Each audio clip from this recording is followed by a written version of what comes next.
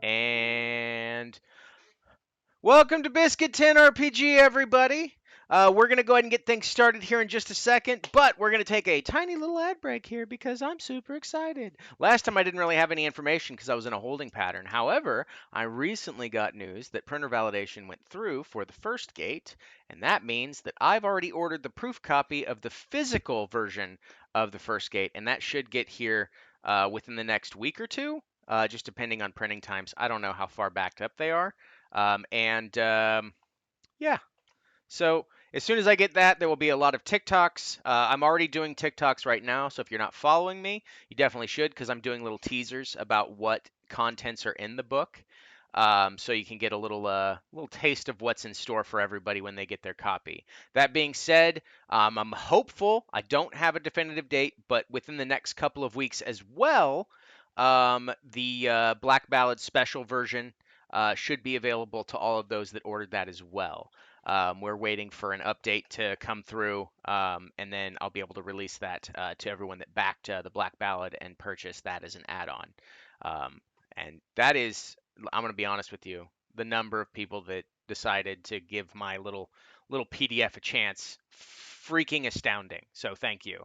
But that being said, let's go ahead and get started with tonight's festivities with the Red Runners by doing a recap of last week's session. And as you all know, I have changed the way that the recaps are done. I did roll a random die six. Uh, um, no, it was a die something. I don't know, whatever it was. I rolled a dice, and it looks like Augustine's journal entry is the one we're reading this week. So buckle up, motherfuckers. Session 28, Trauma Shift. Jesus. From the Diary of Augustine. I have the distinct feeling that Jean has faced quite the existential crisis recently, but as always, he seems to be rolling with the punches, so to speak. Truly, his resilience is something to be admired, though I do sometimes wonder if it's more avoidance than resilience. Now, while it is a bit disheartening to see we yet again would ha- see we'd again yet have to deal with, man, I am not good with reading things after the fact, deal with forgotten bonds. I am now almost envious of the fact that he forgot Issa as a result of her making a pact with Majin. I mistakenly thought the woman to be a friend, but friends would not stand there and spit on your greatest victory, twisting it into something negative. As though my willingly giving up my own renown to have my elder brother back was a failure. As though helping these people. Where the hell did I go? As though helping these people had led me to having nothing but failures. Her arrogance is infuriating. She presumes far too much and had the audacity to try to poison one of my proudest moments. I will never be ashamed of what I gave up for my brother, and I will never again call her friend. That is in quotations. This is violent rhetoric, and I'm here for it. I considered leaving then and there, even threatened it, but chose to stay because I remain fond of Fate, Riva, and Jean. Perhaps even the slightest bit of Unya, as he has grown on me a bit like a fungus. I've not seen or smelled any sign of him since he left earlier today. However, perhaps any fondness is pointless. Perhaps he took one of his rituals too far. I did make the paladin beg for my assistance in handling the vampire boy we previously did not manage to save, which was briefly satisfying. I played my role to perfection, though I have the feeling I've garnered a bit too much of Rizel's interest. But that can be something managed another time. The boy was freed. Man, freed from his thrall, and we managed to avoid the violence the others seemed so keen on inciting, despite the ceasefire, so that much was a relief at least. Beau came back from his evening flight and told me he saw Isira and Jean going into Biscuit's shop. Some petty part of me hopes that if anything was eaten, it leaves her stomach sour. A little food poisoning never hurt anyone, right? I think it would be proper karma, personally. That's enough of an account for what happened today. I'm going to take some time to figure out just how to approach fate tomorrow. Damn. All right, y'all. I that was Chef's kiss. I love it. And with that, we find everyone. At this point, I believe everyone has begun their long rest. Some of you are still performing rituals that will take you a little bit further into the morning. Um, you wake up the next day right around 8 in the morning. Um, and yeah, so you have your duties that you all need to attend to. Some of you have clothing to pick up. Others of you uh, have messages to deliver. So we'll go ahead and start at the Scarlet Hearth, where Unya has finally woken up from resting after a long evening of experimentation. Unya, you've already been given a message that needs to be sent immediately. You are warned that it will happen within the next couple of hours. What You have it in your DMs, what's my friend. happening? Oh yeah. Okay. I remember So what where are you headed? I will say that the place that you most know they might be at this current time would be the Cracked Pact. that's where I'll be heading then. Okay. So as this rolls around, you're heading towards the Cracked Pact. All of you, with the exception of Isira, I guess Augustine, you get a missive stating that 2 dresses are done that need to be picked up since they've already been paid for. Riva, I believe you have one that was being made by Kodiak,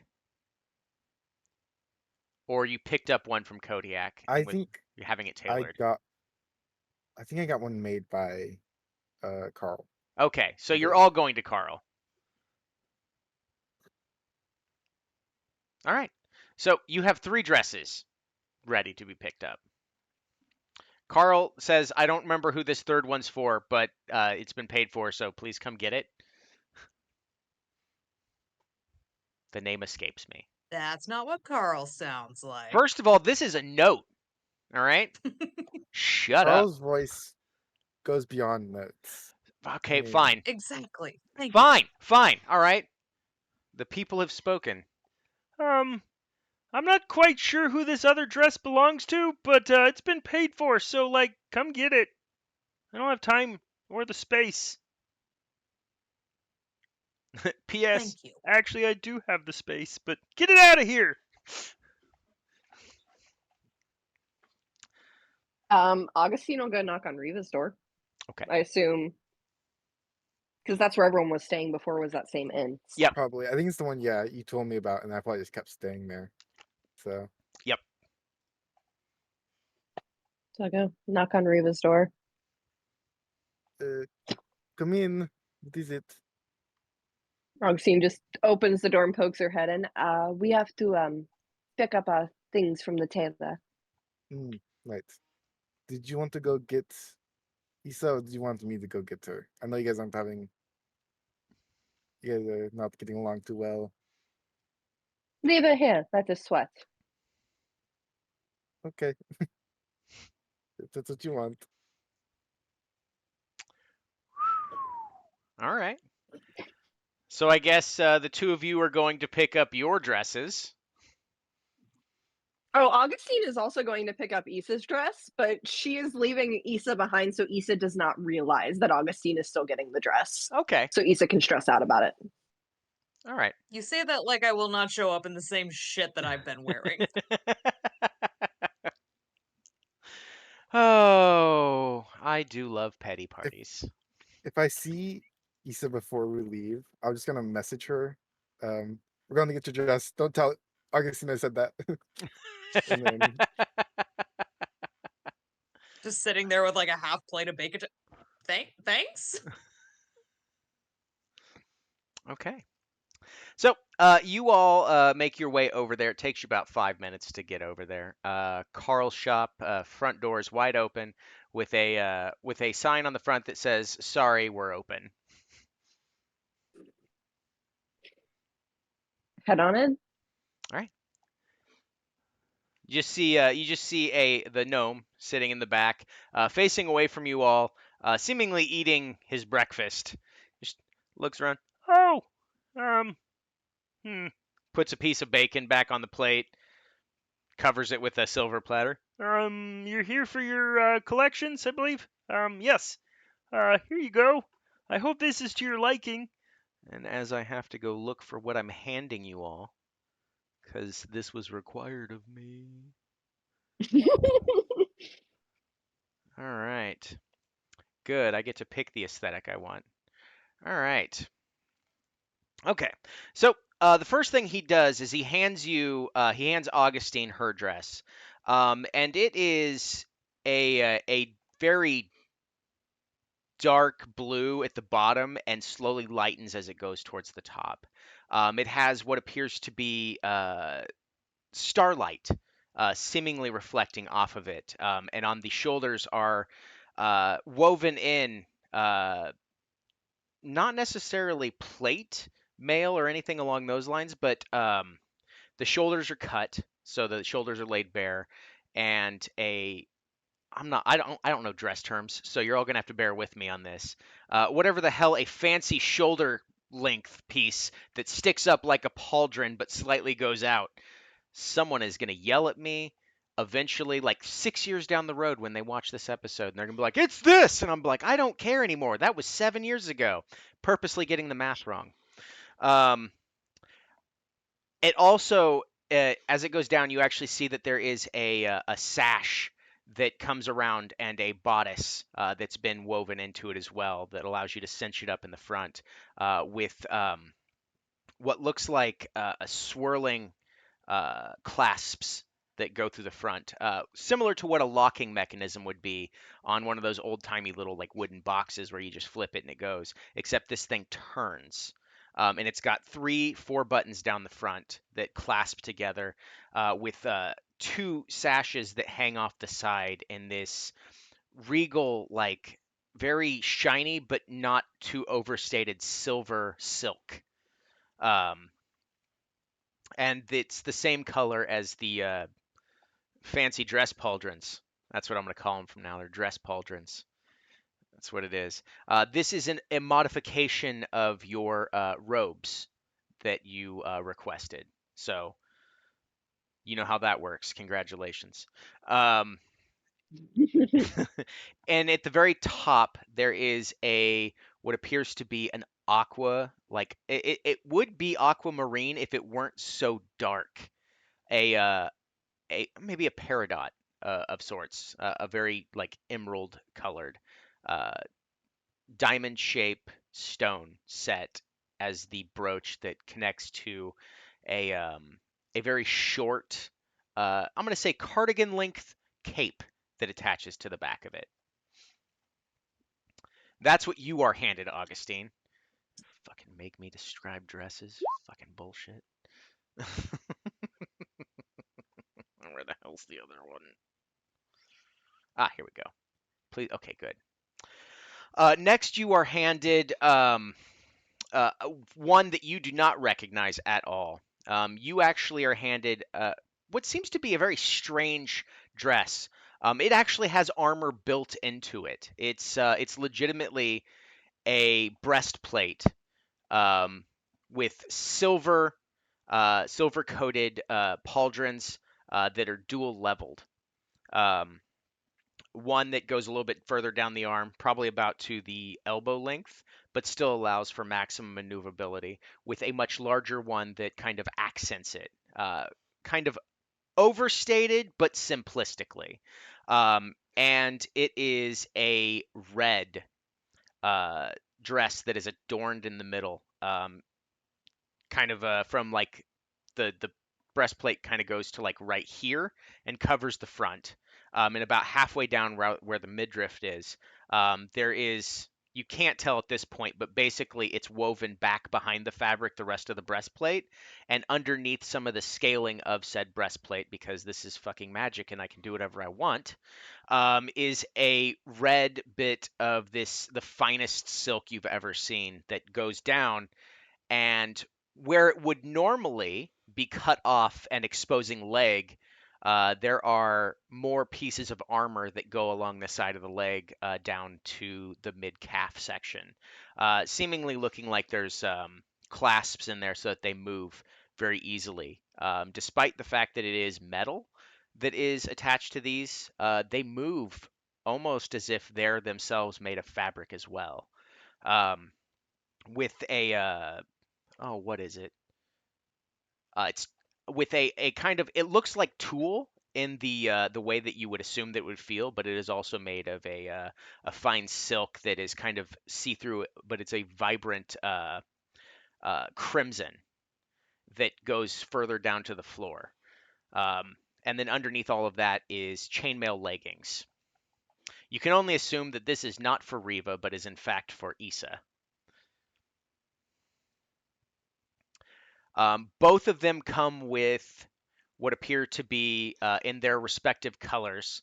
Yours comes with a black heading back into a very dark blue set of silk gloves that go all the way up to your shoulder, or not your shoulder, but like a little bit past your elbow. And hers come with what looks like more chainmail arming, but with the exception of the fact that it actually has kind of fancy gripped gloves, as if made specialized for combat and style at the same time. Riva, you didn't send me anything, so I get to make yours up on the spot. Roman, you bastard. I had a busy week. Look, I don't need excuses, all right? So, Well, you're going to get the yours other one that I choice. saw here that's pretty cool. Yours, surprisingly enough, is actually something that accentuates your stature and your muscles in general. So, yours has a long flowing cape attached to it. It's very see-through, very sheer. Yes, I know what the word sheer means. Fancy. It's a very sheer cape. It is a very understated navy, dark navy, almost appearing black, but just that hint of midnight blue going down the back. The rest of the dress is actually what you would typically see at a formal ball, with the exception of the fact that it's not one of those puffy dresses. It's actually very it's borderline modest except on the sides. So you've got like a full dress with a little bit of the deep V in the front to accentuate the lady business, right? Because you wanted something that would impress your sword, and this is definitely the way to do it. There are no pauldrons of any kind. Shows off your shoulders and leaves your arms completely bare. There are no gloves provided with this. This is something that is both elegant and strong to accentuate both your physical physique as well as your womanly wiles, so to speak. Along the side of the dress, going down towards the middle, or down towards the side, is a very long cut that, when standing right, obviously your leg will be exposed, thus enticing any gender that is endeared to such views of beauty. That's right. Big words used improperly. Only here at Biscuit Tin RPG. And it is all, the dress itself is actually a all midnight blue. Very, very dark, very understated, leaves more to the contrast with your skin tone to really make you pop, but not in a sense that would be very gaudy or socially unacceptable in a courtly setting.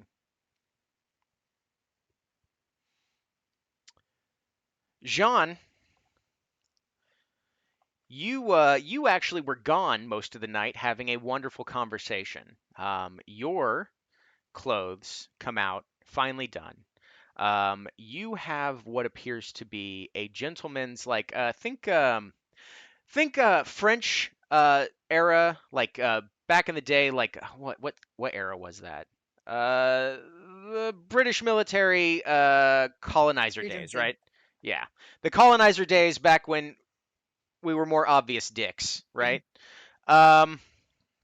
It's like that, except you take off all the trimmings. Like no weird flat-headed like shoulders or anything along those lines. It's a very elegant, understated, but very gorgeous three-piece suit made of the finest silk. It's so nice, in fact, that it almost feels as if it is itself magical. Um, just the very sight of it draws the eye. It is surprisingly enough, it is a deep, deep maroon with hints of blue here and there to accent like pockets. It comes with a little kerchief, whatever they call those pocket squares. Oh, it's a pocket square. That's what it is. Thank you, Parks and Rec. I know what pocket squares are. It's gorgeous in its crafting. It fits perfectly. It accentuates, despite the fact that Jean has been bumbling around looking like a unhomed gentleman, wearing a poncho for the most of this campaign. Hey, a Finally, leather duster, thank you very much. poncho. All right. At this point, it's basically a poncho. It got destroyed by a dragon, my friend. It's a little threadbare, but it's, it's fine. Don't worry about it. I don't like the fact that it can be classified as a fancy, I'm taking it back, colonizer chic. Thank you, Haley. You disaster That's okay, we're cannon. taking it back. But it also comes You had the adorned. chance for Bridgerton vibes.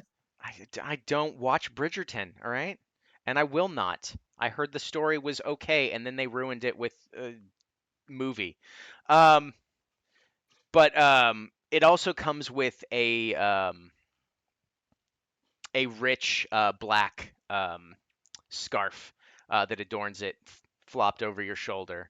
It itself is a very warm,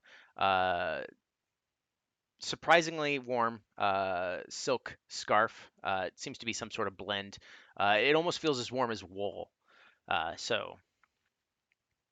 But it's temperature sensitive, so you're not going to overheat. It's more for style than it is function. So don't go out in the cold, my friend. Fancy. There you go. The four people what that about- got their what? Oh, that's right. Little Sebastian? That's right. Little Sebastian, you already were handed this. You have a white. You want me to re-say it? Okay, you bastard. I want you to say it again. There That is was a fun. white pompadour, not pompadour. That's the wrong term. A white a old-timey English white wig, a powdered wig, with a top hat affixed to it, matching the colors of your garb. Yes. You are also given a top hat as well, and white gloves with a silver inlay to kind of accentuate that. Your top hat has a ribbon around it that also matches, and affixed to it is a simple white rose.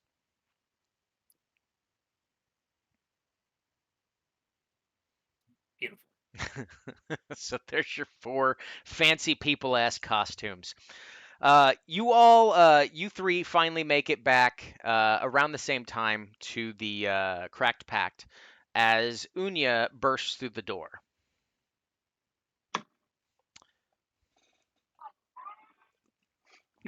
A minute, like literally, it seems. Actually, everyone make a perception check.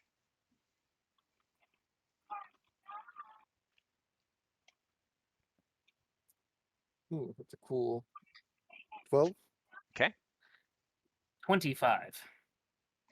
Okay. 18. All right. Also 18. 37. Sorry. All right. So everyone that got over a 16 realizes that the door swung open just slightly before Unya touched it. Unya rushes in. Unya, you want to describe?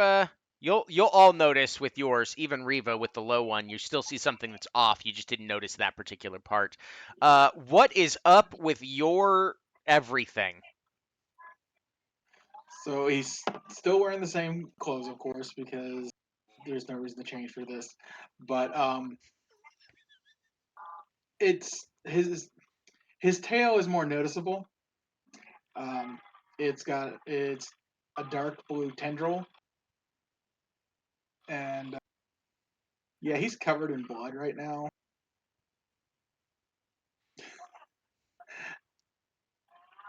On the bright side, I went for a swim. In blood? No, that was later. Oh, jeez. Unya, we got you some underwear to make you not stink. I really think you should wear them. I don't know what your whole deal is right now, but this is kind of a priority for me. I don't know what your deal is, but this is kind of a priority for me. I need you not to smell like hot swamp ass, thank you.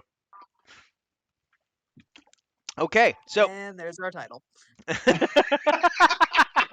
Swamp ass?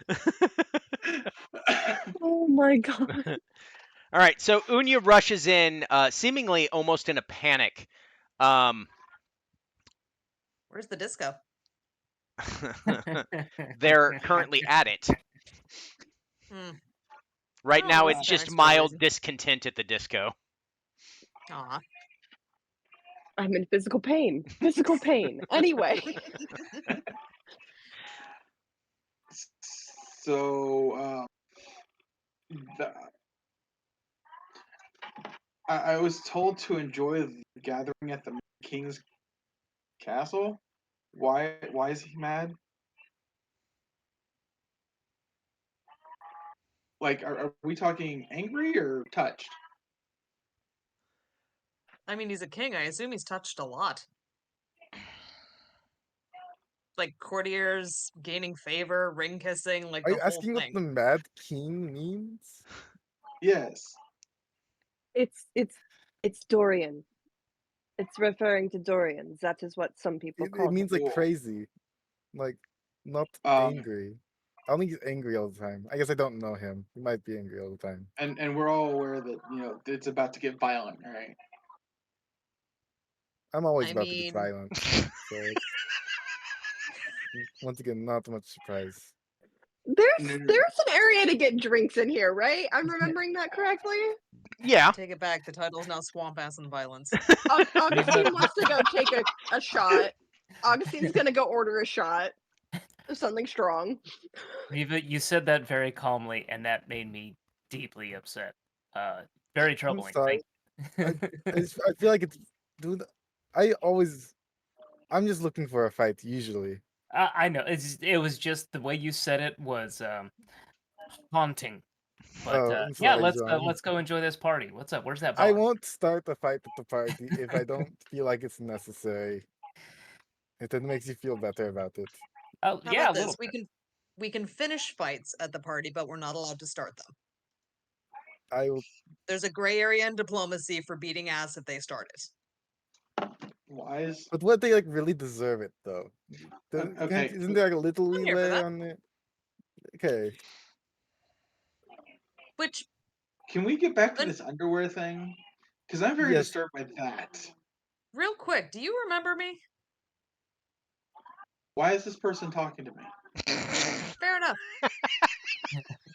You died. You I'm remember going back her. to my bacon. I don't give a shit anymore. Oh, that is true. That never mind. That's right. Unya, you do actually remember her. That was my Not bad. changing I my can response. just I completely forget we're gonna retcon that, everybody. Everybody watching the No, we're stream, you not. didn't hear that. It didn't happen. Nope, not changing my response. We are I was gonna say, Anya being a bastard about this and being like that is not off the mark. It's perfectly fine. consummate professionals.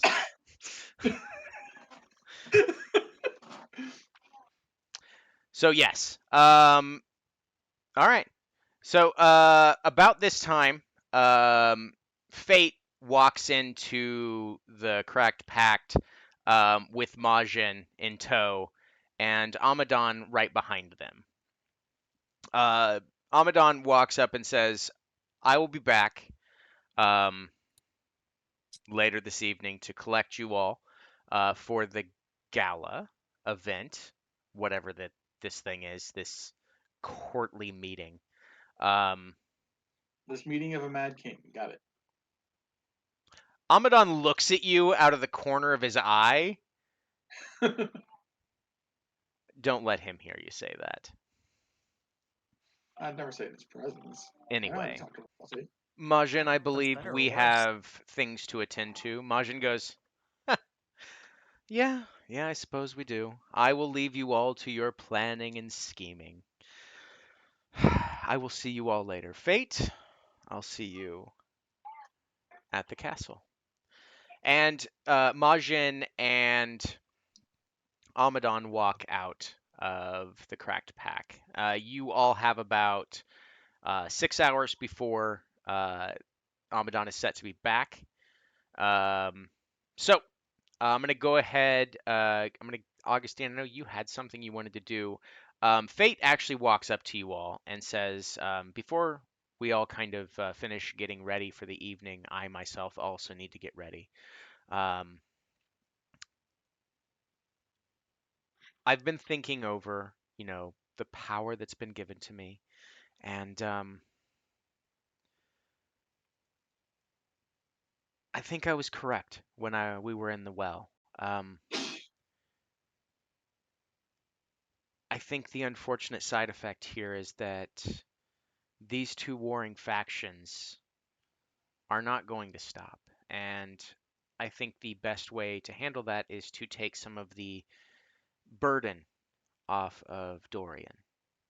So, if my and Majin's thinking is correct, this is not just a get together of sorts. This is, from the information we've gathered, there are other nations that are going to be there as well. Political intrigue, uh, espionage style things, building support for one faction or the other. And I think that a council approach, or even just myself taking over in Dorian's stead to lift the burden from his shoulders, may actually put an end to this fight. So I am asking Just out you, of curiosity, yes, where's your friend, your partner, your buddy, which one? McCroy, Crew, Rex? The Look- Croy? Lacroix? Yeah, that one. I don't speak your language. As far as I know, he is still at the Scarlet Hearth. Yeah. He told me to enjoy my invite to the Mad King. I have a feeling he's going to attack. So we don't have much time. It seems the ceasefire was not while this is going on, it was merely to regroup. Well, on the plus side, once Amadon gets back, we'll have an easy way of getting across without much trouble. So that's not an issue, but it seems like we should probably stay indoors. Do you know what the timetable is on this? No. Okay. Anyway, But based on just the assumption that since it says enjoy your invite by the Mad King, I'm gonna guess it's while festivities are in full swing. potentially. Although Lacroix would have to get across the bridges, which it does not seem like he's done. Seems to be kind of at a stalemate. But I guess we should be on our guards at the very least. It is most heavily fortified by the Impossible Spire, so I don't think he'll get through during the festivities this evening. That being said, it's a nice segue back into what we were talking about, and that is I would like you all to help me garner support in order to take over the mantle for the Shadelands. Lift the weight of burden off of Dorian, which means we'll have to convince not just foreign nations to assist and back us up, but also people within the city. And while I am well known, I can't do it by myself. Not to put too fine a point on it, but you know who you're talking to, right? Historically, a lot of us are known to just kind of make shit worse. This man is covered in blood and has a weird tail, and he's not going to take a bath. We are we're for all intents and purposes what happens when you throw a beehive into a carriage. Like, something will happen, but I don't think it's gonna go in your favor. You're alive. That's a low bar to clear. It's really not here. Well, I guess he did live after dying. But I was gonna say, collectively, how really did we? more people have lived than they have died. Hey, When you if you think about died, it. that means you had to have lived. I'm willing to help as little as it's probably going to be. I mean, I'm willing to help. I just think that we are the worst people you could ask for rousing support, except for maybe Augustine, for she seems to be very good at that. She might be the only one of us that's actually very good at that. The rest of us are just kind of a. That's why you're wrong. Because good at it, garnering this. Hold on and let me finish. Garnering this support doesn't just mean talking to people. In fact, the best way you can know how to talk to someone is learning about them. And I happen to know that at least a couple of you are very good at sneaking around, being unnoticed. You can gather information. You can keep an ear out for who's working against us. You can just go fuck up their conversations. There are many ways to do this. That part we can do. It's your choice ultimately who you decide to help. I just would appreciate it. And yeah. I feel like that would go a long way to prolonging the life of the Shadelands before it becomes embroiled in a civil war that cannot be won, or is won at too high a cost.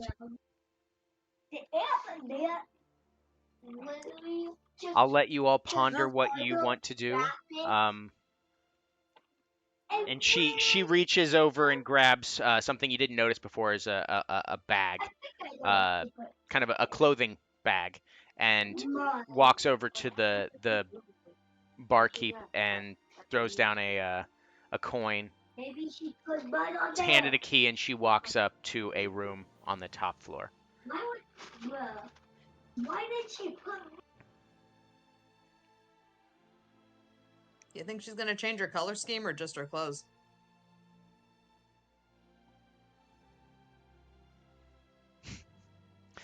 I'm upset by the fact that I just realized I have to describe her outfit too. You got some time to think about it. Yeah, I do. What are you guys doing? So, Augustine, you know, we kind of run on the clock here. Do you ask Fate? Not yet. I will. I will when the DM's not scrambling to do something else, so I'm giving him a chance to do what he's doing. I truly appreciate that. So, Unya, going to a ball. What to like? Most people at balls aren't covered in blood. Wrap it up. Thoughts on Okay. maybe cleaning up a little? You just said most people. Sorry, let me rephrase. Everyone at the ball is not going to be covered in blood. Well, then I'll stand out. In not a good way. I mean, there are going to probably be vampires there, so it could potentially be in a beneficial way. Not Issa, necessarily good, though. Issa, please work with me here. I'm trying to get this man to take a bath. I'm I trying don't to know how convince him that beneficial- vampires might eat Not him. happening. I was going to say, I don't think it would be beneficial if Ryzel tore Unya's head off. Think of it this way. We're in the middle of a ceasefire. You're going to be walking into a room with very powerful people during a ceasefire covered in blood. That is not going to look good. It sends a good message. No, it doesn't. It sends the that warlocks in the don't know ceasefire how you to did clean not up their messes. ceasefire. No, it shows that anyone who does come after me will have to deal. Unya, whose blood is that? That's a really good question. Look, where the blood came from doesn't actually. It matters a lot, actually. thought like- you wanted one of these. Was it the animal or was it the person? Let's start there. These Okay, it was a person. No, it wasn't a person. Okay, so it was an animal. I feel like the more important question is, was it sentient? Yes. I Was it mean, the Spicer Beast? Is that what the possible- blood is? Look, they told me that he hurt the dogs. Okay, so it seemed fair. She did get you, Pat. Although to be fair, he also said he was just. No. Well, why did she give me? Either way, I don't feel like to change. What do you mean? What do you I- do with the rest of it? What did you do with the rest of it? There's room service, Oh my right? god. I don't know. I'm confused. Is it being served as, or is it being served to? Why? So he's expecting room service to clean up Are you- after him. Or yeah, are you expecting someone to clean up the Displacer Yeah, Beast? I love that you're There's- expecting room service in a barracks. You're Room service is the wrong expecting term. you're expecting room service in a temple of worship to patrons. That wasn't a hotel. That was like a. To be fair, I mean some of their gods do state that honoring them is by serving. Are you? I feel like God? it's What- more of like Why would it's they meant serve more you? of like sacrificing it to them living in front of There you them go. versus I just like sacrificed giving it. versus like no, this is just giving a god like a Tupperware full of cold meat. I ended it in the temple, so it counts as. Stop giving God your leftover meat. Damn it, I made the mistake of looking down at Quinn. No, I don't know Listen. if Leo actually did that. What, I don't. At this point, I don't really care what happened to the Spacer Beast. It's No, I'm not. dead. I'm more Whatever. curious- Did you save any teeth? What the fuck? If he's not using it, I might have somebody who wants them. I know a guy. Technically, we know two guys. One who would actually want them, and Actually- one who would want them to piss the other guy Um, off. So The individual that wants the book from me, he might actually want what I left behind. There's still stuff that could be used. You hear a voice in you your think head it's still saying, there? You didn't prep it right. You would be a terrible cook. Well, show me how to prep it next time. All you got to do is make a deal. Is that What kind chef? of deal? Would you like a pack? No, I have a pact. You can have another one. I know No, a I'm good. guy. I know you do, but you also want my book. And yes, I'm talking out loud. So Could you I mean, I know he's please- currently in your head right now, but hi, chef. Could you? We're having a conversation. You immediately started making a deal to figure out how I'm to not making. prep You a heard me say I Displacer have a Beast. pact. I don't need to make a deal. I was simply saying you need to show me how to prepare it next time. Because you say he doesn't want it because I didn't Why prepare is there it. going to be a next time with this thing? What else are you going to do with the Displacer Beast? I mean, May not be a historically, there's discussion always a piece. next time with Unya.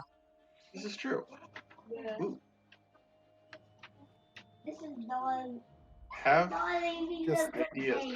Okay, so we'll move on from there. Apparently, I didn't prepare it right, so he doesn't want it. So yes, there's still teeth in. All right, now we're talking. Right? They just put everything. Unya, I don't have a spell to make you clean, but can you wear the underpants at least? We got it, so you won't. See, I'm a little disturbed by the fact that you're fascinated about my undergarment. I'm not. I don't care We're about more concerned it's a other hand. lack I'm- thereof.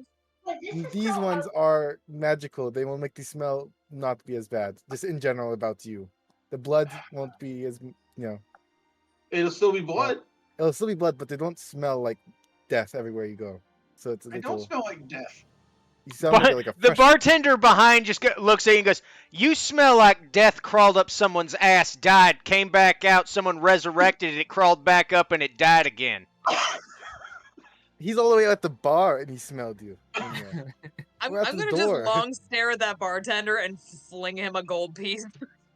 Thank you. Sticks it in his pocket. It's like it's just for today, for the ball. Just We're supposed to put our best foot forward. Mine is to present a strong front. Unya, I'm going to be entirely honest with you. They are going to see you came covered in blood. They will know it was intentional, and they're going to think that you're putting on a show to attempt to intimidate them, and that's going to make them think that you're actually weak. Even better. Hey, did he say he was trying to put on a strong front? I mean, Yes. the Odor's doing his Well, look, job. I get it, but that's a strong front, all right? Nobody wants that.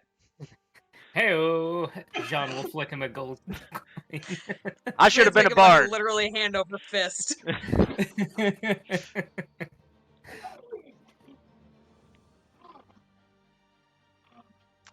Anyway, Yeah. look, no, okay, look, big elephant guy. All right, I'm gonna go ahead and say my piece. You're dragging around shit through my bar, all right? I don't care how you want to go to this thing, but for the love of Christ, at least wipe off your feet. Sorry about that. I'll Yeah. actually walk out and wipe my feet. And as you walk back in, he's walked over to the front door and he hands you a mop and a bucket. Now clean up your mess. That's fair. I'll start mopping.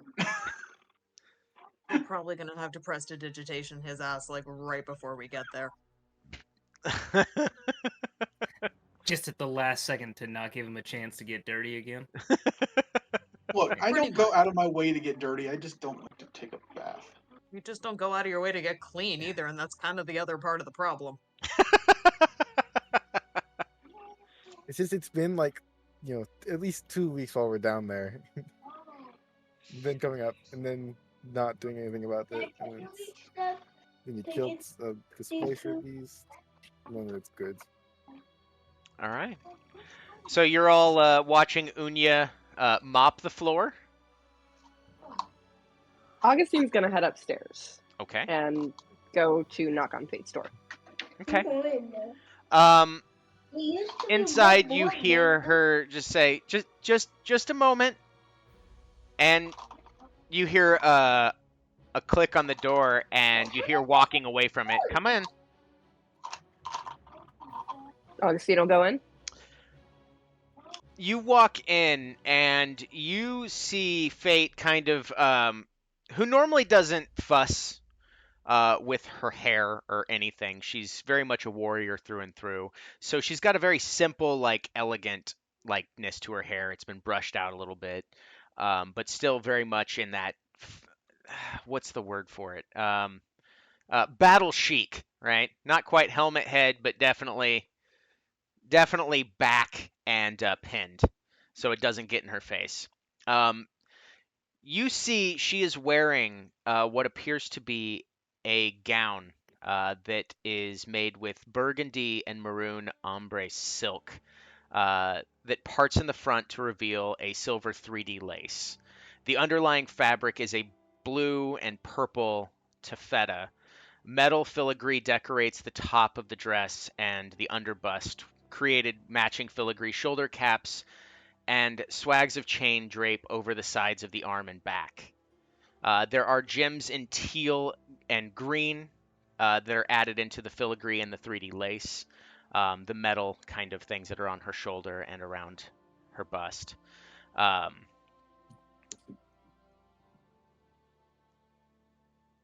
And it is an absolutely gorgeous dress. And for those of you that are in the game, I'm going to go ahead and shoot you a little image of what this lady's wearing. Where's the button to copy, everybody? Okay, there we go. Let's go into the game chat, and this is what she is wearing. Ooh. Oh, wow. Augustine, kind of pauses for a moment. Wow. That really suits you. Thank you.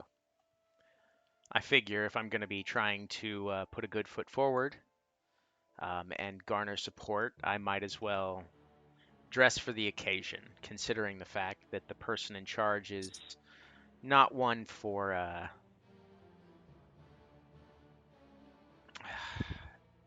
the finer things. Very military-minded, he is. But looking nice couldn't hurt. No, it couldn't hurt at all. I was thinking, actually, obviously we have a mission tonight, Hmm. but I don't think that it has to all be seriousness.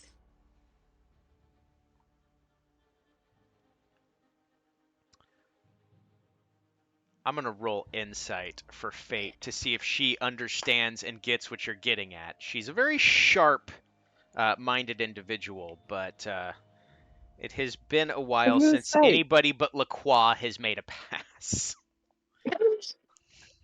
And Lacroix has a very different tactic. He's very different. She looks at you and smiles and says, "I'm not."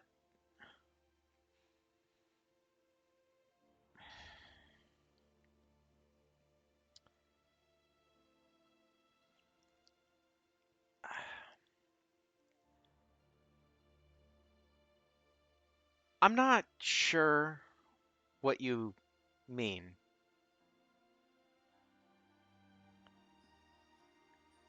Well, it's been a while since I've attended any sort of event, but normally, most people don't want to go without a date for the night. So I was wondering if you'd want to go with me, as more than compatriots.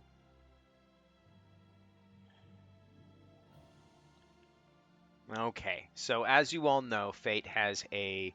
Now that you've actually read some of her history, you know that she has a very deep wound when it comes to love in her backstory on multiple occasions. So, while normally this would not be something that would be attainable, you've helped her enough and assisted her and done things that most people would have shied away from. So I'm going to let you roll persuasion at disadvantage. At disadvantage. Okay.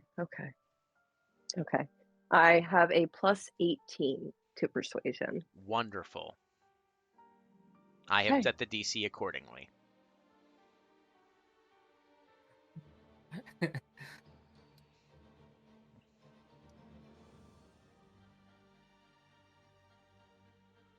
$36.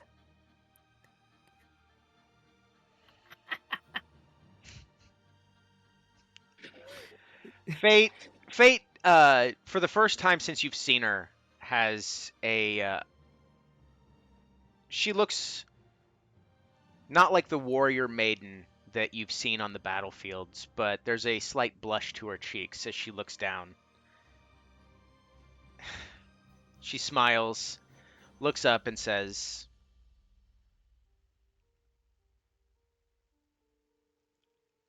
"I would be happy to accompany you. I hope you don't get the wrong idea, though. But you seem different from some of the others. And I suppose it couldn't hurt to have an ally at my side."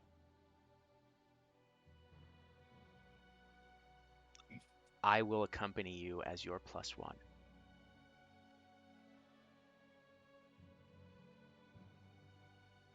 You know, that's actually far more than I could have hoped for. So I am happy to simply have it as a night.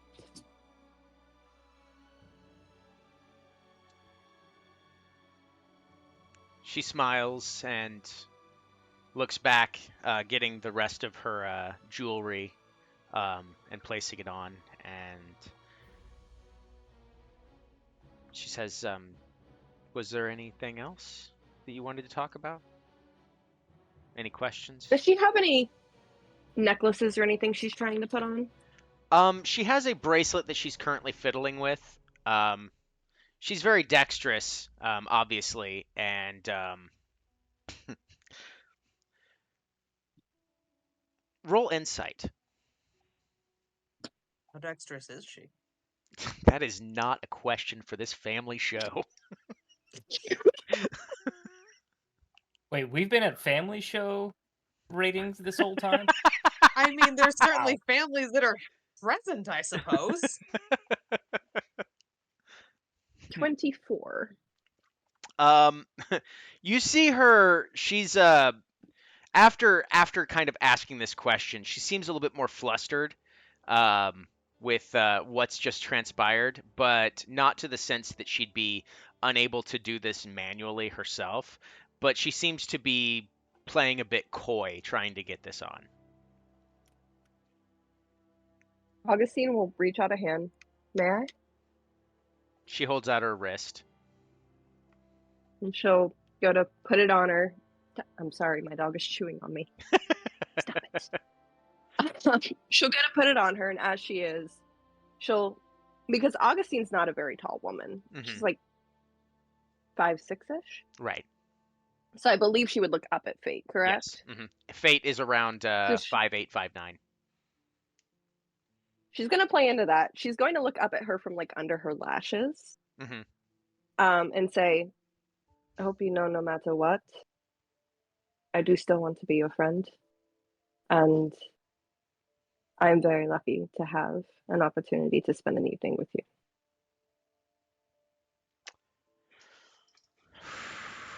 Roll insight. Ooh, I might get this one.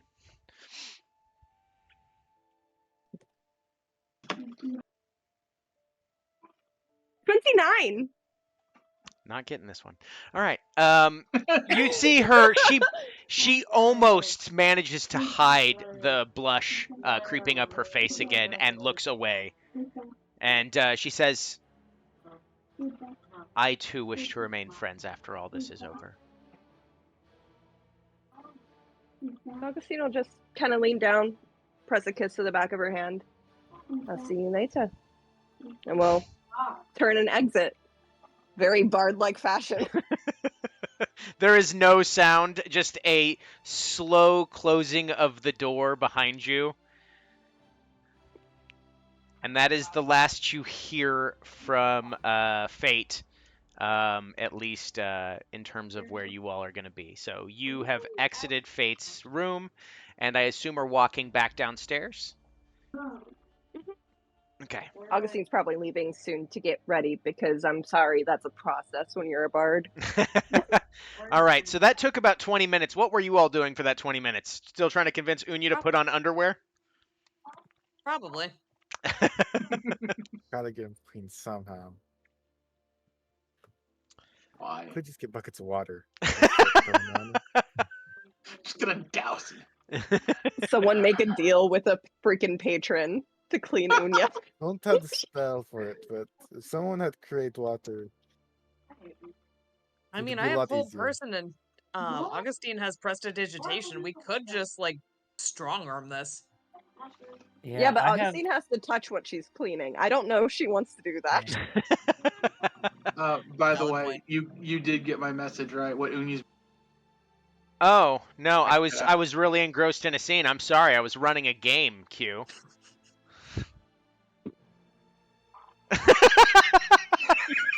You cheap ass. Everybody that was downstairs make a perception check.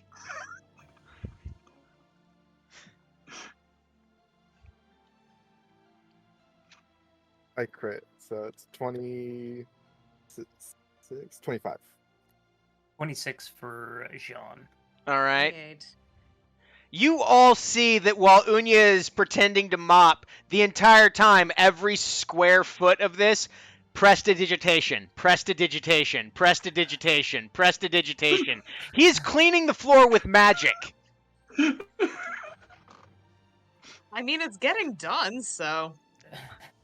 You need to stop using magic and put your back into it, alright? All of your back. It's getting done. Your words. You're so reliant on your magic, you know? It's like, Also, What if you your have patron that leaves you, spell and you're no? bitching about getting clean. you could use it on yourself. You are so... This is wild. You're unbelievable. I can't actually believe this. The audacity of some people's children, dear God. I cannot believe this. What are you doing? I mean, I'd that's say his quite best, but that's kind of not right. Wow. Not. I got to go. I gotta go get dressed. I Yeah, can't be well, in any longer. yeah, just He was Time just to like, I go. gotta go Like, run off just some no. anger. Fuck this. can't deal with this. I either got to go fight someone or I seem to go cool off. So If you're jumping in a lake, take him with you. I might. The bartender's just silently chuckling to himself as he's washing off, drying off a glass, setting it to the side, picking up another one from the sink and drying it off. Oh, adventures, it never gets old. Back in my day. Sets another glass off to the side.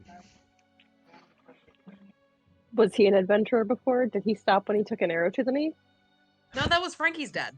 Yeah, that was Frankie's dad.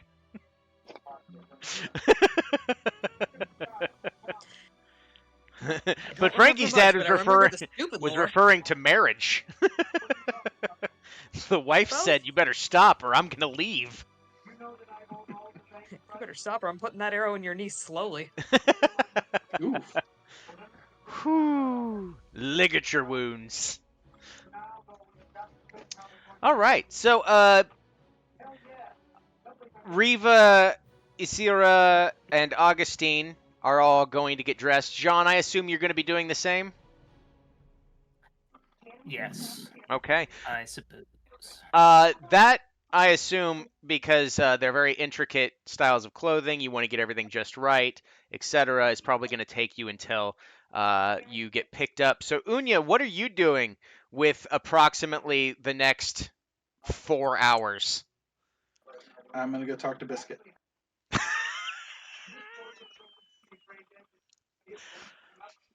This can only Can go I- wrong. This Can I this see that cannot go he's right. leaving? Do Yep. what? Can I see that Anya's leaving? No, you would have gone into a room by this point. Damn it. All right. Sorry. All right, you make it across the bridge. Go ahead and make a perception check as you're going across. Okay. Give me a second, my dice roller. You said perception? Yep.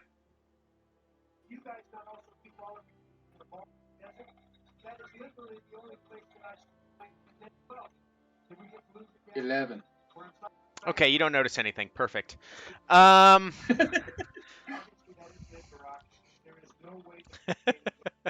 So you make it all the way over to Biscuits, and Biscuit is sitting there, obviously, making food the best possible way by using the back of cooking pans. He has water somehow floating on top of a saucepan, and it's boiling. And he's got a couple concoctions in his hand. And he turns around and goes, "Oh, hey! I think I should know you. Hang on. Oh, yeah. Hey! Unya. Correct. What brings you to my fine dining establishment?" I'm gonna do something I'm gonna regret.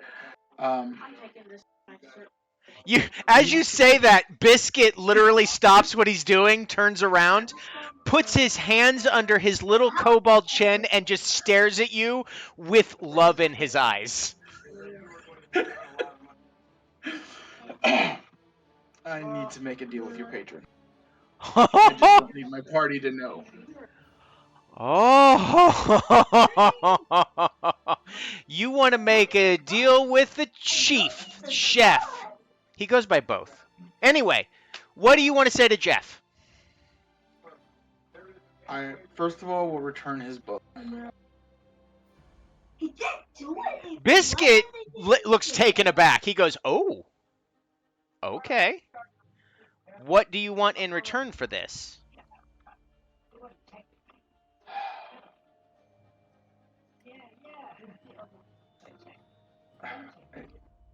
I have to do something I don't want to. What's that? I need to be presentable in a court. You want to give up the book for nice clothes? No. There's more reasons I want to get the book back. Okay.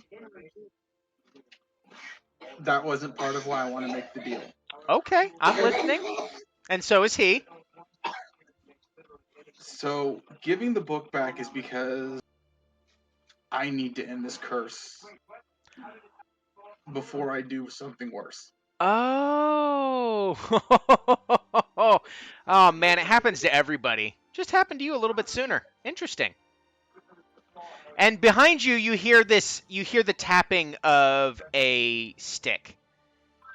And it's kind of a slow rattle, and you hear shuffling of feet, like very slow shuffling. And behind you is this old man. Oh, this is going to be interesting. All right, I'm listening. He sits down sits down on one of the bar stools. Biscuit goes, I'm out of this, and just turns around and starts boiling water again. Okay, so I'll take the book out and put it down next. Okay. In this aspect, I simply want you to take it.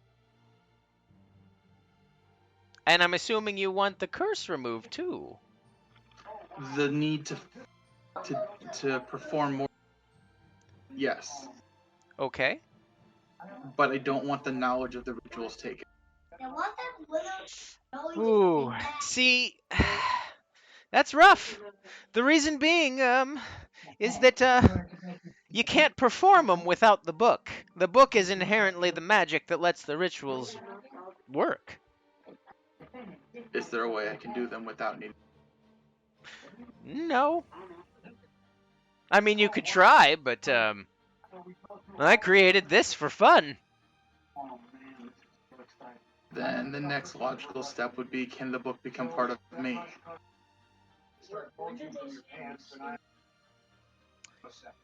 You want the book to be part of you? Yes. You understand that if that happens,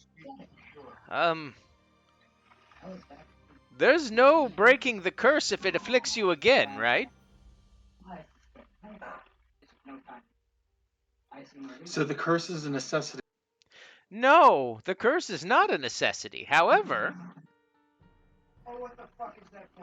every time you use one of these rituals, there's a chance it afflicts you.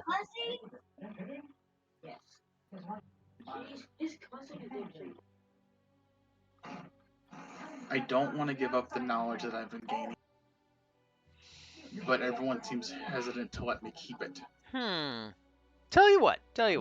How about this?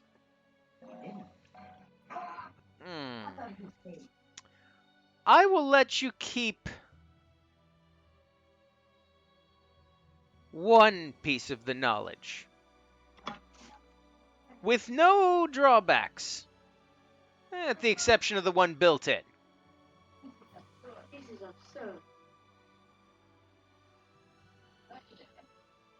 The one that allows you to gain knowledge will not afflict you with the need. However, it will forever be a part of you. And I will take the book. So I will be able to speak with that entity to ask questions. Yes, that entity. Yes. Well, whichever one answers, of course. But, in front of you, this old man shifts into a rotund chef and just goes, oh man, I hate keeping up that facade. It is such a drag. And sitting in front of you is this large rotund man wearing a chef's outfit and a hat.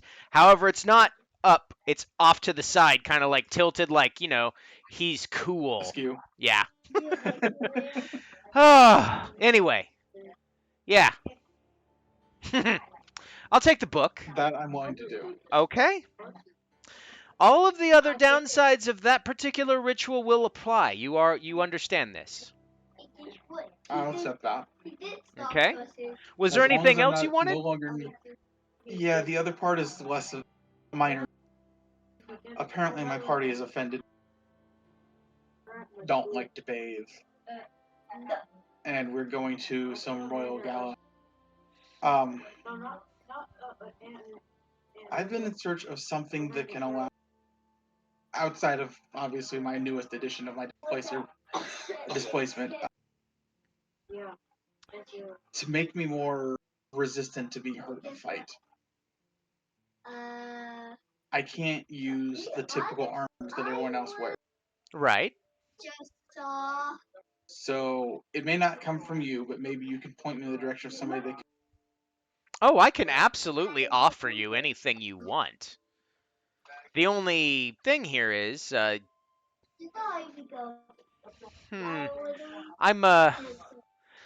far I'm letting you keep something and taking a book that is inevitably going to get you killed. So I'm doing you a favor there. And you want something else on top of it. What do I get in return?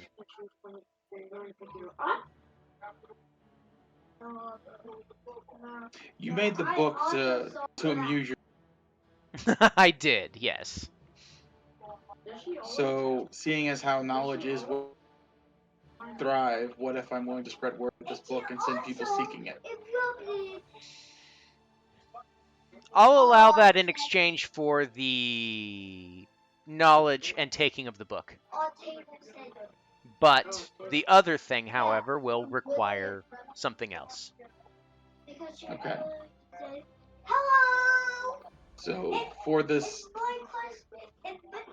best I could describe it would be a regal. Sorry, it cut out there. Regal what? Yeah. Regal monk's armament. Okay. What would you ask? What is the rarity of that? Not something I've ever heard of. But guess what? Got it. So it's something I'm making up on the spot. Perfect. Great, everybody. This is how Biscuit 10 RPG functions. We get asked to do all sorts of shit, and I have to make up stuff on the fly, which is going to show up in later editions. So you're welcome. Anyway, back to our show. I can give you a brief idea of what I'm needing. Oh, no, I think I've got something for you. And I'll even throw in something that'll help you with the smell as well. Only temporary, of course. For the next 8 hours or so, you will, for all intents and purposes, look and be cleaned up. However, after that time is up, you'll go back to exactly the way you are now. And the only thing I ask in return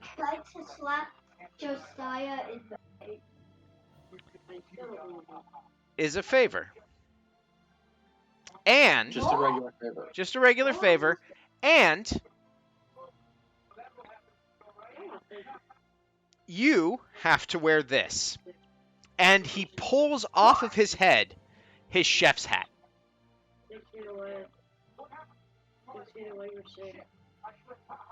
I can live with that. Very well. He hands you the chef's hat, and he puts out his hand expectantly for the book. I'll pick it up off the table and put it in his hand. Perfect. You see as he grabs it, he opens it up, and he rips out one of the pages, and he slams his hand into your chest. And what you thought was just going to be a sudden pound, you feel the flesh start to merge with this paper that you suddenly realize was also flesh in its own right. And you see the writing start to, from your chest, start to go outwards and flow down your arms before it slowly gets a little bit further and becomes unreadable and just begins to start look like strange tattoos and markings. However, you can read it. To anybody else, it'll look like just odd tattoo markings that have no meaning whatsoever. Okay, quick question on that. Yes. When that happens, is there any kind of element to it? Is there any what? Elemental energy. No. Okay. The one thing you do notice about it is it's excruciating. Because it's not just stretching, it's replacing your skin. I kind of expected as much since I've already placed my tail. Yep. So your skin starts to change hue just a tad, as if mixing in with the color of the parchment itself, which was a scotch lighter than you. And as that happens, it finishes off, and you finally catch your breath. And he goes, I always wanted to see what would happen when I did that. Whoo! That did not disappoint. Anyway, throw the hat on, and the rest will be taken care of.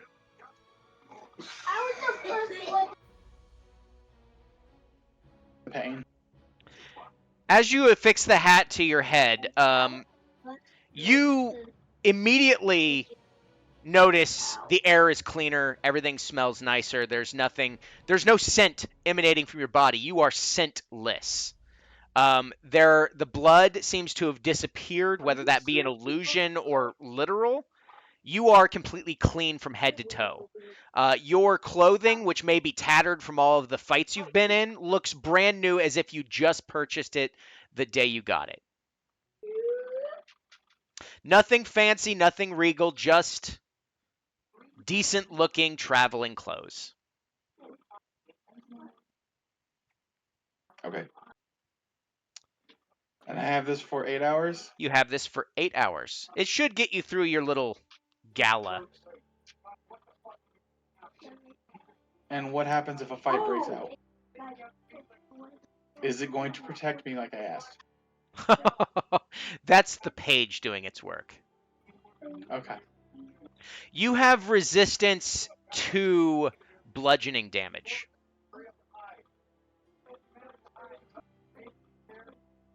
Okay. Magical or otherwise.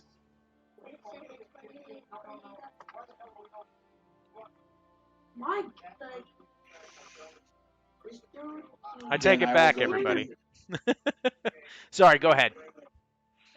I will take my leave of you, and I will see how many people we can send seeking it. Fantastic.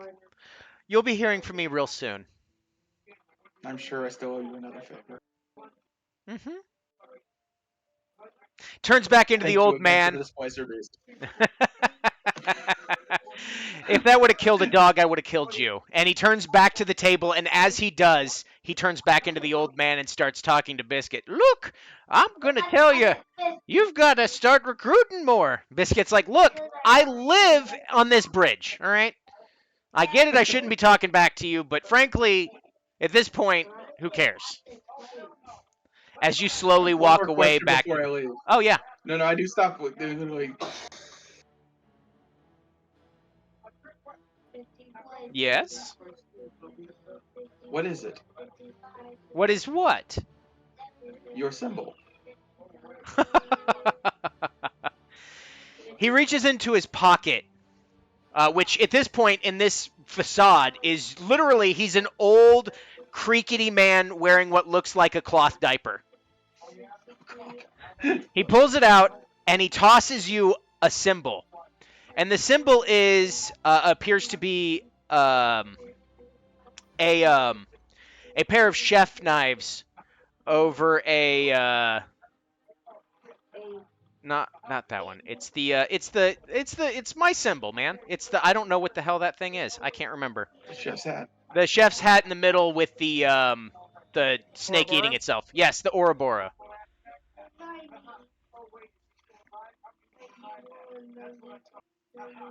I'm gonna fix it to myself, and then I'll go back to find everybody else. Okay. You make your way back. As you make your way back, you realize something you missed on the way up here. It's so palpable now. The tension that is building on this bridge is crazy. You see people as you're walking by that you didn't notice before. Their hands are on their swords just waiting. The fight is about to break out any minute. You hurry back, understanding the level of urgency that you need to get the hell out of here. And you make it back to the Cracked Pack. I will sit and wait. Okay. For everyone everyone else. Okay. So Actually, no. okay. I will sit the remainder time I'm waiting. I will be talking to the patrons. The book I've heard that could grant them knowledge. Okay. Everyone else is dressing, so no one sees this. This is perfect. All right. So go ahead and roll me a couple persuasions, one at disadvantage. Yeah, I don't see it.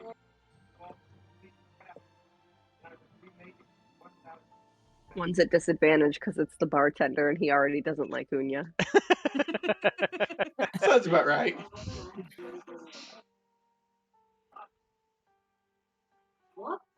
Okay, so the disadvantage one, I got a 12. And how many more do you want me to roll? Just one more. 25. Okay. So a couple people are listening to you and they're like, that sounds awesome. Where can I find it? I will direct him to the temple of the chef. We don't have one of those here. Then we should start fixing that. You know what? You're right. We should. And they run out, and then as they run out, you hear a violent explosion in the middle of the bridges. I didn't do it. And they run back in going, you know what? We can wait. We can wait. We can wait.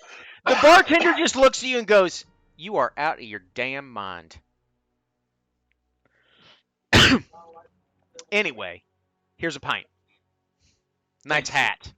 Dumbass. Appreciate it. So, that a couple hours go by as you're kind of trying to Proselytize. proselytize, yeah. Spread the light, as it were. Nice try. Other games I play in. Anyway. Payback, imagine. It's about a half hour before everything's going to kick off.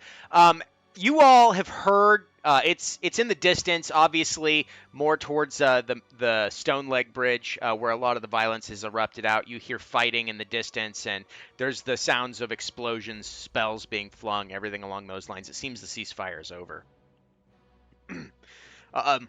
About a half hour, or maybe 15, 20 minutes before Amadon is scheduled to show up, you all finish getting yourselves ready, and you walk out to see the new Unya.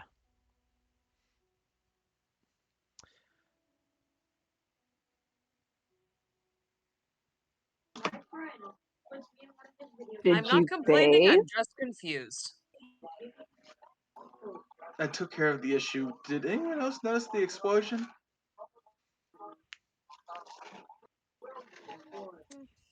Silence falls Heard over the room. bits of it.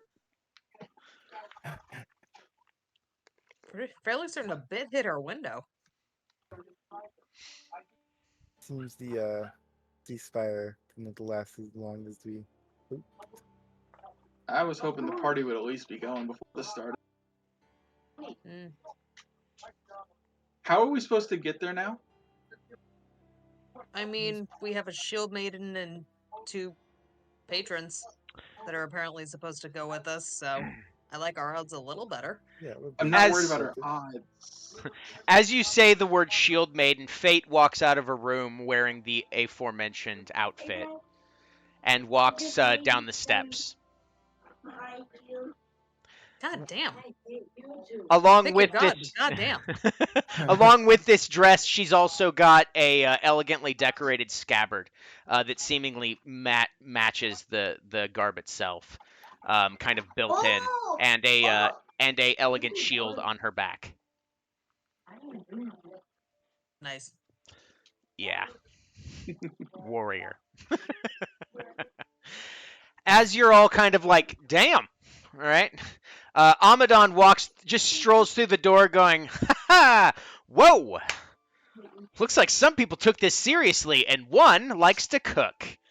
It's cool, I'll let you cook. No, it's okay. Let him cook. This is better than the alternative, trust me. So, as you all heard, the ceasefire's over, and that is a problem for getting across the bridge, but just kidding. No, it's not. I thought ahead, because I was told to bring you there under any circumstances, no matter what. Otherwise, I would, I don't want to lose any favor. So, we're going to take an old friend of mine's, Shaq.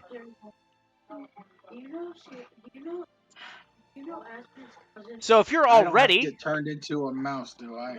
what? No. Why would you need to be a mouse? It's come up more than you would think. How many times have you lost a bet? Wasn't a bet. Remarkably, not as many as you'd think. Every time was willing. Not every time. I didn't want to be the rabbit. No, but we were talking 75% about when you of were the a time. mouse. Oh, you're talking about that. Very well. I suppose we'll. Those are different animals. All right, let's go. All right, just Context follow. won't help. I don't want any context. You all are an interesting group. I'm only here to collect you, and I find you fascinating, despite the fact that I've only heard of one of you. Interesting. Anyway, if you'll follow me, he guides you through some back alleys, and you all end up in front of Kodiak. Kodiak's favorite trade.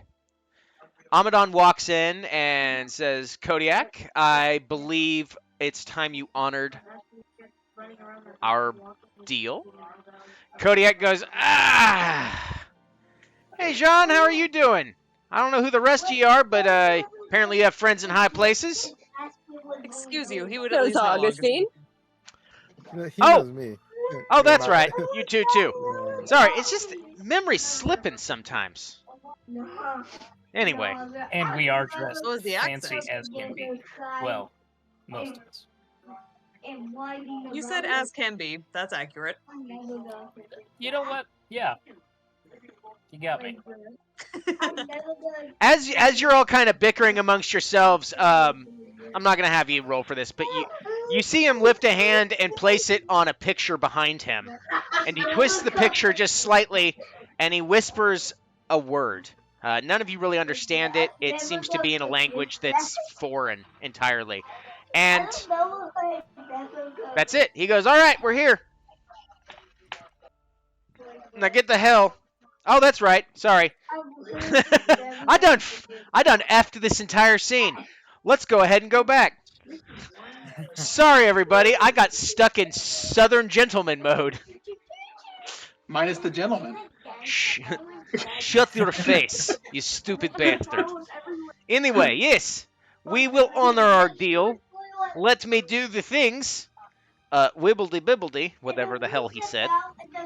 And he goes, all right, we're here. Now, unless you have some shopping to do, I suggest you exit post-haste. The war will not wait for anyone. Do you have sashes? Sashes? Of course I have sashes. Boy, we are from the north. We all wear sashes. As you look down, he's got like a red sash as a belt. What kind of sash are you looking for? One You that looking shows for head sash? You looking for like sash like a Miss America pageant? Or are you looking for sash like belt? Or do you like leg sashes? I've got some of those. Not common, Just a but I've belt. got just a belt. I've got you a belt, my friend. He reaches behind him and he goes, "This will be 20 gold." I'll give him the 20 gold. Perfect. Pleasure doing business with you. I'll wrap it as we leave. Fantastic. Now get the hell out of my shop. Amadon, we are even. Tired of your bullshit. Every time we make a deal and you're like, hey, I gamble with you. I always lose. I got to learn my lesson. Sounds like my friend, what is his, it starts with an E. I cannot remember. Issa, what's your partner's name? Oh, Finnick. Yes. Wow. Yeah. This is just glaring through the void at you right now. Like super fucking hard. Reminds me of Finnick. That fool's always getting himself into things. Don't forget when All right, you leaving? Amadon goes, fine, fine, fine. Let's go. Follow me. On the plus side, in case you all didn't know, we're already here. And as you walk out, you are literally walking up to the gates of the impossible spire. And that's where I get to read stuff, so hold tight, everybody. I will say during the like chaos and distraction, Augustine did take Fate's arm. I Fate, just Fate, Fate didn't notice at first, but then she notices and she's hesitant, but she just leaves her arm there. So as you exit the front of the favored trade, you walk out onto a cobbled stone walkway. And as you kind of turn around to see where you came from, the favored trade has already disappeared behind you, as if it was never there. You see that the impossible spire is guarded by several layers of prismatic effects that are apparent as spells fling by and slam into it. It's designed specifically to protect it from the battle raging outside. In stark contrast, oh, is it? Where's the rest of it? Man. Okay. Make it. All right. So. All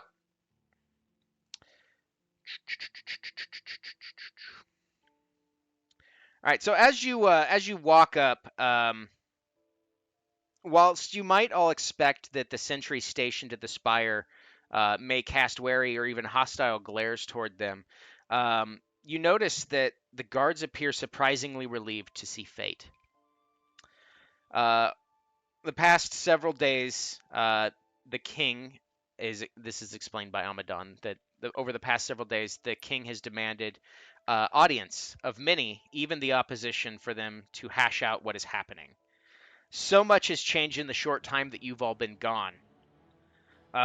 In the stark, vast stone halls as you enter this building, dozens of leaders are ripping the carcass of the Shadelands political scene apart, seemingly for their own benefit. I'll get to that here in a second, and I'll start kind of telling you who you all see. But as you all kind of are led in the entryway, none of the guards seem hostile to you at all, as if, you were invited, so to speak. They're all very tense, and then they all kind of look you over. Most of you are unrecognizable to them, but you all do carry that air of danger about your person, an aura of bloodlust, if you will. Specifically, one of you more than the others. Actually, two of you, now that I think about it. And one of them is very memorable. Most of the glances are directly at Jean, and then they glance over to Fate, and then obviously the sense of relief that flows over their face. You're all led down a hallway. So as you're entering the spire, the one thing you notice is that this place is not lavishly decorated. It has some coats of arms and maybe some weapons here or there behind shields hung on walls as very light decoration. It does not seem that Dorian cares much for the elegance that goes with what you would assume his station would be as king. As you walk in, you walk into a large kind of courtroom, the king's court, as it were, and there are people all over the place. You look in and you see who you assume is Dorian, the accursed king, sitting on his short throne that flows with the water from the obsidian rush. Nothing in his chambers suggests he is an elaborate or rich man, but a practical warrior who is pious in nature. His long hair is tied neatly back with a red bow that fastens midway down his back. The king's most notable features are his leather gloves and his eyes. Black leather gloves that seem to absorb the light around them are in stark contrast to his hazel eyes that cut through the room, one of which is blind. Behind those eyes is a calculating mind that is neither insane nor mad, but rather seemingly filled with the cold fury of curiosity. No insight check is really needed to understand what the king is thinking. How do I get myself out of this mess?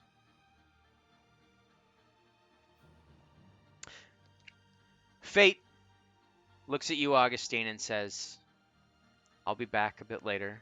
I need to go take care of some matters. And she politely nods to you and the rest of the party.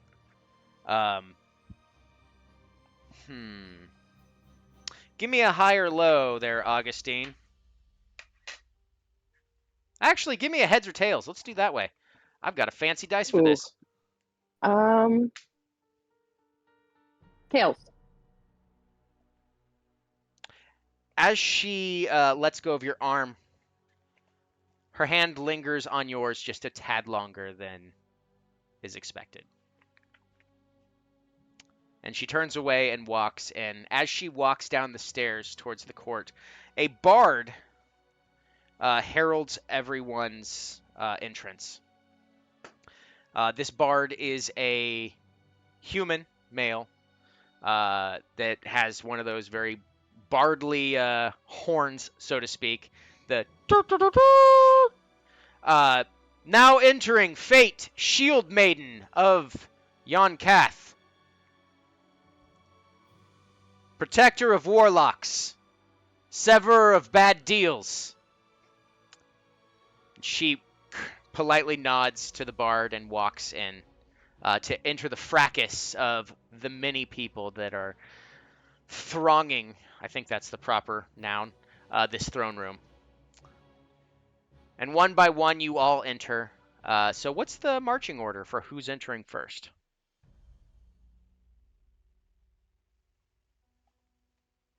Issa will go Okay. first. She's gonna want to rip the band-aid off of this shit. The bard looks at you, pulls out a piece of paper. I don't want to read that.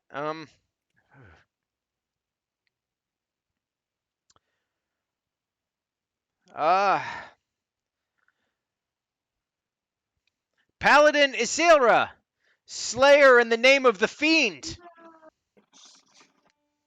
Oh yeah, I forgot about that. I'll go in next. As you walk up to the bard just looks at you and has just this, like, curious yet, like, very uncomfortable, like, look in the eyes, like there's something real off about this individual, and pulls out the piece of paper and scrolls it up a little bit and goes,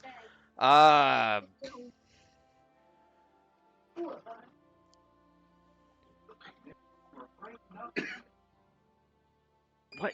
He just leans over. He goes, "What are your notable accomplishments?"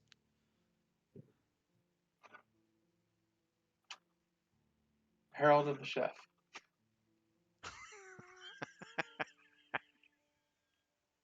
The bard starts laughing, like trying to hold it in. Okay. Unya, Herald of the Chef, and cleanest he's been in days.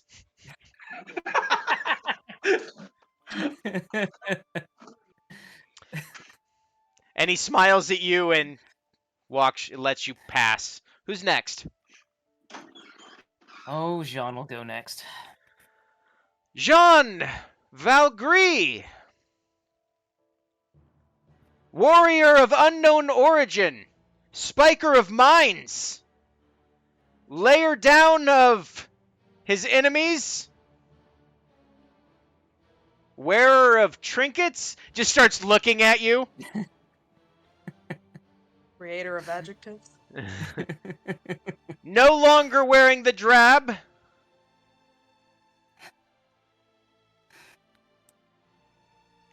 And then he tilts his head to his side.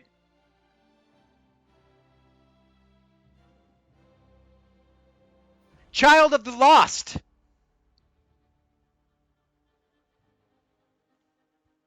He He lets you walk by.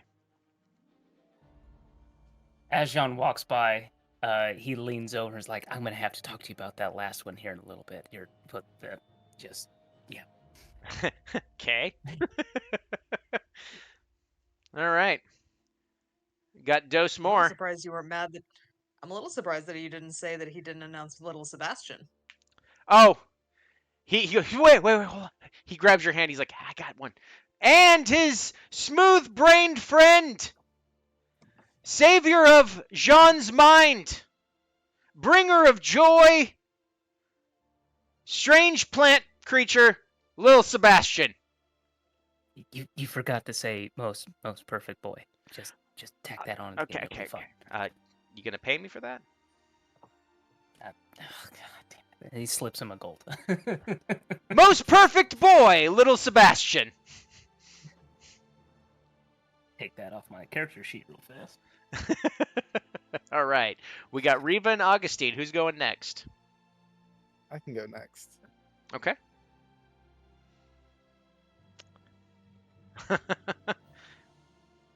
Oh, it's you. I think I got a paper on you. And he just pulls out another parchment and it just rolls onto the floor. Oh, we're going to have to shorten this. Okay. Rolls it back up, starts going through. Ah! Riva! Previously of doppelganger heritage. Wielder of a sword of femininity. That's a new one.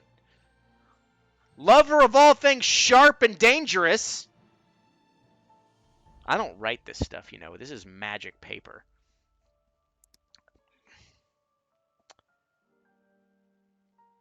Okay, and he leans over to you and he goes, I know this is magical and it comes up with its own stuff, but this says wants to give her sword a body? You don't have to say the word out loud. Okay. Come on down. Just kind of waves you through. I will, just to get a lot of attention, I'm going to cast Enthrall as I walk through. Just... Okay. Trying to make an impression. Okay. So as you do that, there's a pop. And the spell fails, and all eyes immediately turn to you. That's no fun. Get that little flair to my introduction. There are varying levels of disgust that someone would try to use magic in a game of politics. And the bard goes, oh, I should have told you. Don't use magic. Yeah, you should have told me. Well, Oh, I didn't God. think you were going to do it. Who does that? I do. I have to tell you to introduce myself on all of my introductions. He When I used to- pulls the... Oh, it's down there. Okay, well. It's down there. It's a long list. I mean, could have read it beforehand. It's kind of your fault. It only shows up as I get here. Or you get here. Whatever, shut up. Don't take your bad decisions out on me, all right? It's the Who bad else would they take decision them out to- on? Okay, whatever. I'll walk in. Looks up at you, Augustine.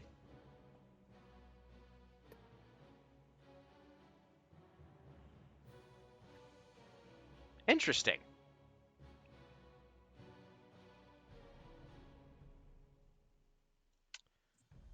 Okay.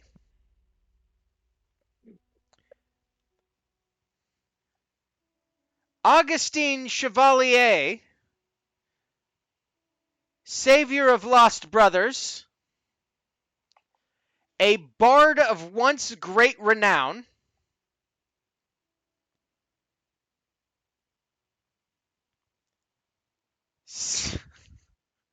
I can't make this up, seeker of gorgeous arm candy,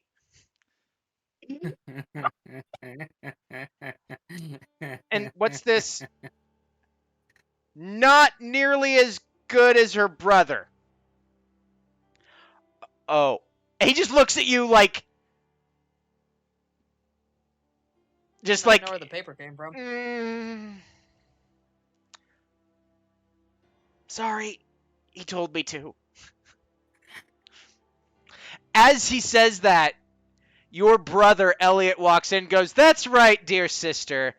I'm the one that gets to make the entrance this time." You're the one making the entrance, but I'm the ones that came with a date. So, which one of us is really winning? Darling, I come stag. I leave with dates. You have to wait until they're drunk enough to agree. I understand. If only you didn't come with a date, we could have made a wager of it. I don't do wagers like that. Ah, I always know I'm going to win, so where's the fun in it? Cocky. And he flips a bag of coins to the bard and goes, Thank you very much for that. That was well worth it. That was so wonderful. That scroll was from me." I had a feeling when that last bit came up. Well, the bit before sort of gave it away, but Well, I'm like the only one that remembers you here outside of the king, and I don't know if his viewpoint on you would be particularly kind. So I figured I'd help. the king remembers me? Of course he does. You saw his name on the wall, did you not? He's been to the well. I don't. too. Augustine didn't go look at that part of the wall, so she didn't. Okay. He's one of the few people that have actually made it to the well. Oh, well. Yeah, he's not going to like me anyway. I'm here with his ex. I don't think he cares about that, frankly, but good show. Also, how did you manage that? You gotta know that she is heartbroken. I mean, all chances not taken are chances missed, and I thought she was worth it. So. Ever the romantic, sis. That's what I love about you. And Anyway, you're a whore. I resemble that comment.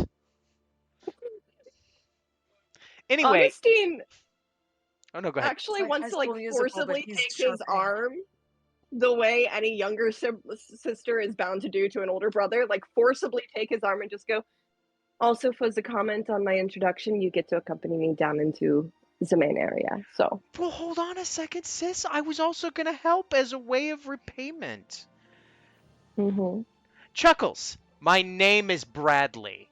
Chuckles, I paid you enough to call you Chuckles. Plus, that thing. Bradley just kind of like blushes and looks down and goes, yes, I understand. I've been instructed to kind of help introduce you to the folks around, or at least let you know who's here in attendance. Maybe a little bit about them before you make your way into the political minefield that you're about to find yourselves in. And he pulls you all back in. Fate has already gone off. And Bradley looks at you and says, some of these faces you may remember. From my understanding, your brother's been there the entire time, kind of, and knows who you've seen. So I'm going to kind of skip over some of them, but I'll let you know who's here. We have Aelios, the cleric of Mask, is here, as you can see over there. Ulka Resh, the guild leader that it was from the Black Span, sorcerers, spellcasters, all that jazz. He's over there looking grumpy as usual. Snow, who I believe you met on the Stone Leg, is here, leader of the Rangers Guild. Mingani Lilt, the assassins, is also in attendance. However, there are a few people you may not know. And as you're talking, he looks over and goes, "Oh, one moment, please. Quiven Lux, Field Marshal of the Legionnaires." As a male elf walks in wearing what appears to be not the Legionnaire's battle gear, but kind of a toned down fineries. Quiven has the pointed tip of his right ear missing. His face looks as battle-hardened and wary as is possible for a nigh immortal elf. He is clad not in full regalia, but wears modest navy robes fastened with a golden brooch bearing the Legionnaire signet. Everyone can make a perception check as he enters and you kind of look around.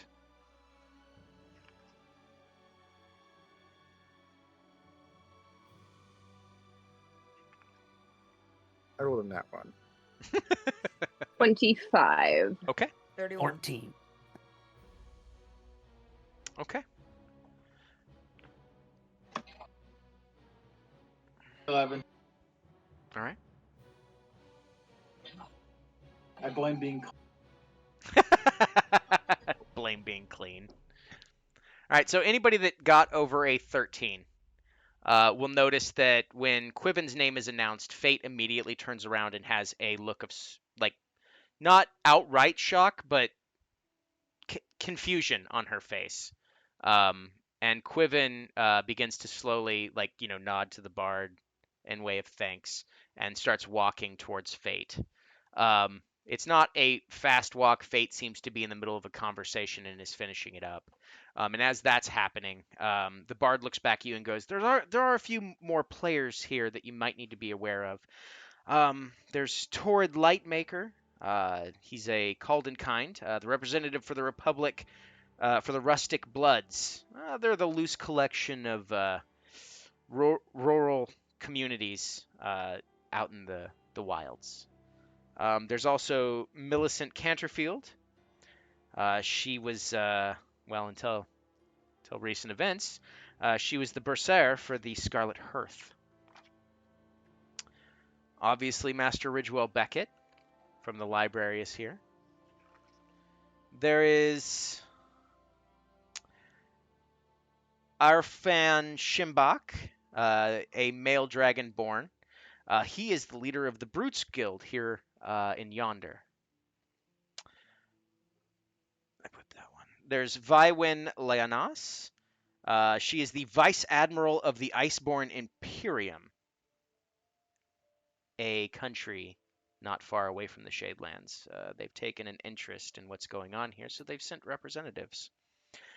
Kjorn Brickfoot, who you may recognize, who is the owner and proprietor of the Cracked Pact. Mosakai the Just is a male Aasimar, who is a high general of the Radiant Brigade, another foreign nation dignitary. There's Borla over there, the leader of the Stonemasons Guild, whom kind of supplies all of the stone around here. The black foreboding stone that's not quite friendly over here. He's responsible for the procurement of that. And then, of course, you'll recognize the friendly face over there. I believe, from my understanding, you've all met Zale. Seems a little bit different than the last time he came in here, but hanging out with a couple of vampires will do that to you. So, and that is the basic information that you get. Who are the couple of vampires? Rizel and Mazabeth.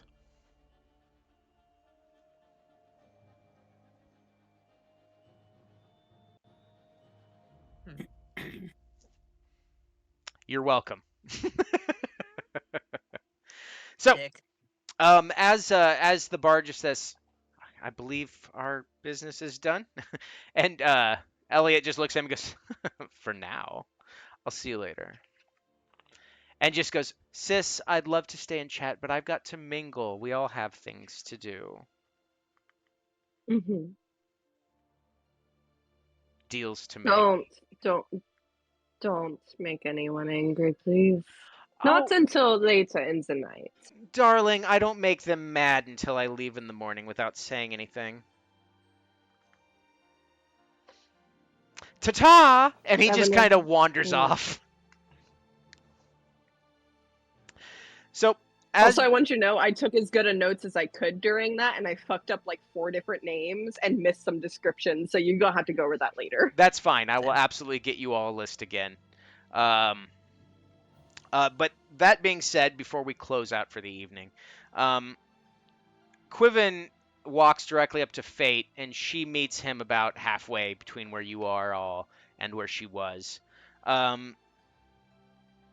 I assume that you'll go to listen in, or at least one or two of you will. Fate walks over to him, and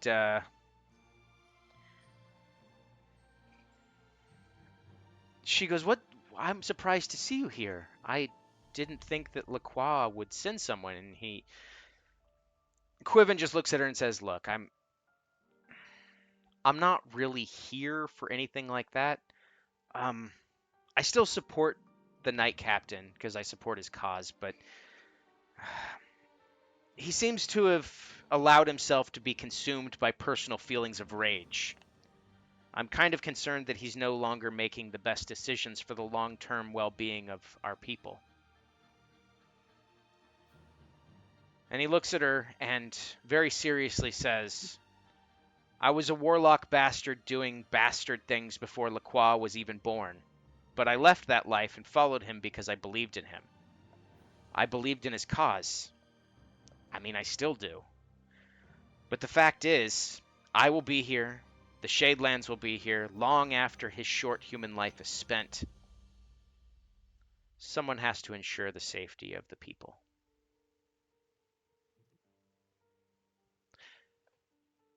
And that is where we'll close out for this evening.